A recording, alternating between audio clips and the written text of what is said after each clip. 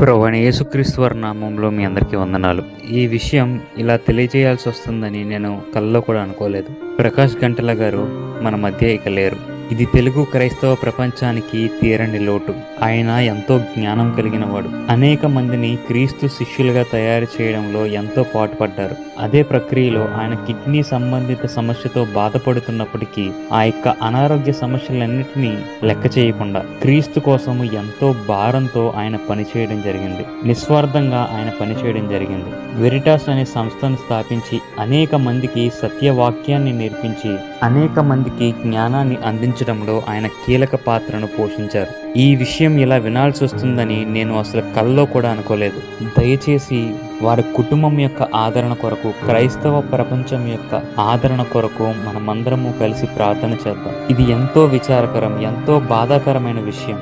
అకస్మాత్తుగా ఆయన అనారోగ్యానికి గురవడం, వెంటనే ఆయన ఎంతో శ్రమకు లోనవడం, ఎంతో బాధకు లోనవడం, చివరిగా అనారోగ్యం మరింత క్షీణించి ప్రమాదకరమైన స్థాయిలో ఐసీయూలో అడ్మిట్ అయిన తర్వాత ఆయన ప్రభువునందు నిద్రించడం జరిగింది. ఆయన బ్రతికినంత కాలము క్రీస్తు కొరకు నిస్వార్థంగా పనిచేశారు. ఇది నిజంగా చాలా చాలా బాధాకరమైన విషయం. తెలుగు క్రైస్తవ ప్రపంచానికి ఇది తీరని లోటు. దయచేసి వారి యొక్క పరిచర్యను మనమందరము ఎలా అయితే నిస్వార్థంగా పరిచర్య జరిగించారు, ఆయనను స్ఫూర్తిగా తీసుకుని మనమందరము ఆయన మనకు అందించిన జ్ఞానంతో మనము ప్రపంచానికి క్రీస్తుని పరిచయం చేద్దాం. ఆయన ముగించిన ఈ పరిచర్యను మనమందరము కలిసి ముందుకు తీసుకువెళ్దాం.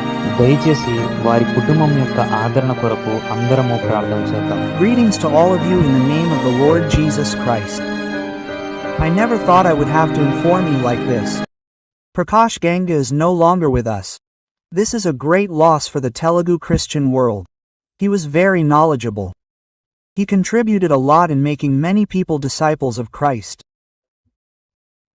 In the same process, even though he was suffering from a kidney-related problem, he worked very hard for Christ regardless of all his health problems. He worked selflessly. He founded an organization called Veritas and taught the word of truth to many people and provided knowledge to many people. I never thought I would have to hear this like this. Please let us all pray together for the comfort of his family and for the comfort of the Christian world.